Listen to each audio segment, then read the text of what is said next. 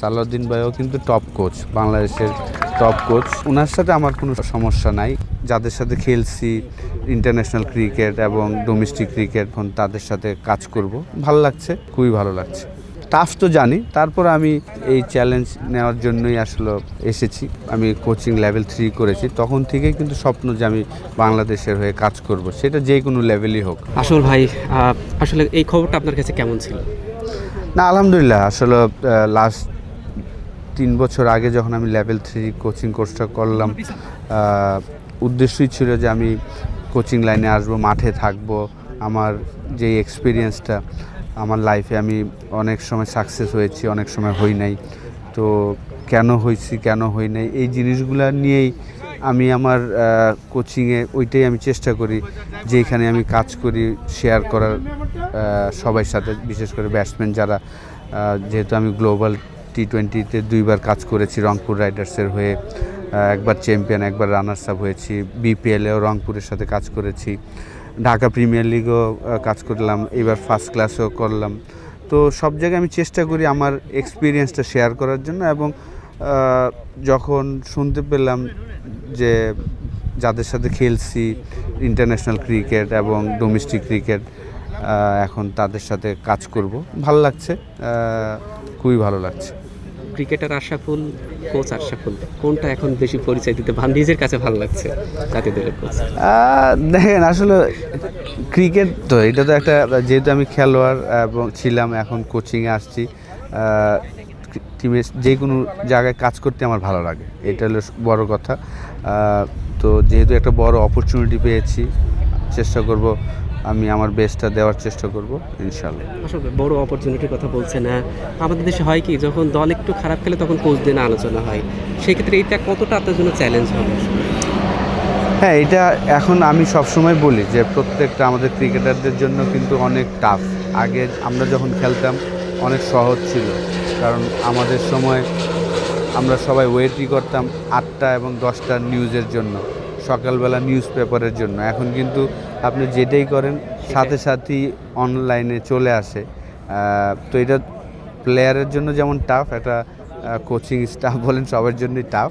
তারপরেও যেহেতু আমি এই দেশকে নেতৃত্ব দিয়েছিলাম এবং এই খেলাটা আমি সর্বোচ্চ পর্যায়ে খেলেছি এবং কাজও করছি, তো আমি চেষ্টা করব যে আমি আমার বেস্টটা দেওয়ার চেষ্টা করব এবং আশা করব যে আপনারা সবাই সাপোর্ট করবেন, কারণ আমাদের প্লেয়াররা সবাই কিন্তু ভালো, খালি জাস্ট আমাদের সাপোর্ট করতে হবে, সেই জিনিসটাই প্রয়োজন।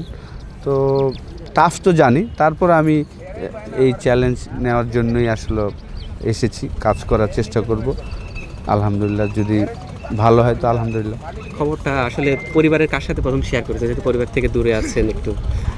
ফার্স্টে আমার বড় বোনকে ফোন করেছি,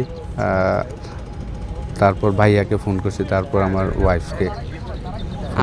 একটা গুঞ্জন তো উঠেছিল, তখন কি মনের ভেতর আত্মবিশ্বাস জাগছিল যে মানে আপনার তো সেই যোগ্যতাটা আছে জাতীয় দল ক্যারি করা, তখন কি বিশ্বাসটা ছিল যে জাতীয় দলের কোচ হবেন?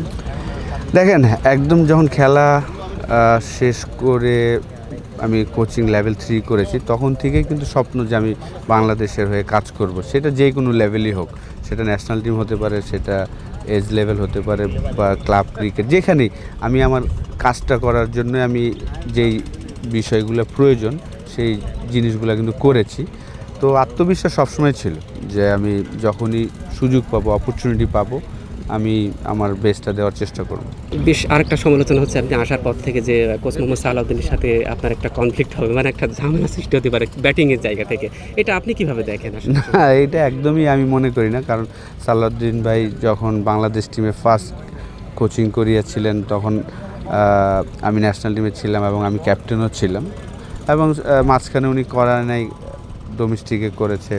তো সালাউদ্দিন ভাই, আমার কিন্তু বাংলাদেশের সবার সাথেই আল্লাহ রহমতে ভালো সম্পর্ক, এমন কারোর সাথে নাই যে, যেহেতু খেলাটা আমি ফলো করি। সালাউদ্দিন ভাইও কিন্তু টপ কোচ, বাংলাদেশের টপ কোচ। তো ওনার সাথে আমার কোনো সমস্যা নাই, কারোর সাথে বাংলাদেশে আমার কারোর সাথেই সমস্যা নেই, আমি সবার সাথেই মানিয়ে নিতে পারি আলহামদুলিল্লাহ। অবশ্যই ওনার যে এক্সপিরিয়েন্স, উনি কোচিং করাচ্ছেন লম্বা সময়, প্রায় 20-22 বছর ধরে, ওই এক্সপিরিয়েন্সটা তো বাংলাদেশ ক্রিকেট বোর্ড এখন কাজে লাগানোর চেষ্টা করছেন। তো আমাকেও ইনক্লুড করা হয়েছে, আমিও চেষ্টা করব আমার এক্সপিরিয়েন্সটা শেয়ার করার জন্য। ভক্তদের উদ্দেশ্যে কিছু বলার আছে যাদের চাওয়াটা পূর্ণ হয়ে যায়? না, ডেফিনেটলি আমি তো নিজেকে সবসময় ভাগ্যবান মনে করি। বাংলাদেশে যতগুলো ক্রিকেটার আছেন তাদের মধ্যে সবচেয়ে আমি ব্যক্তিগতভাবে মনে করি যে দেশে এবং দেশের বাইরে সবাই আমাকে প্রচুর ভালোবাসাটা দিয়ে এসেছেন আগে, এখনও যখন আমি ইংল্যান্ড বা যে কোনো জায়গায় যাই, দেশের যে কোনো জায়গায় যাই, ওই ভালোবাসাটা পাই।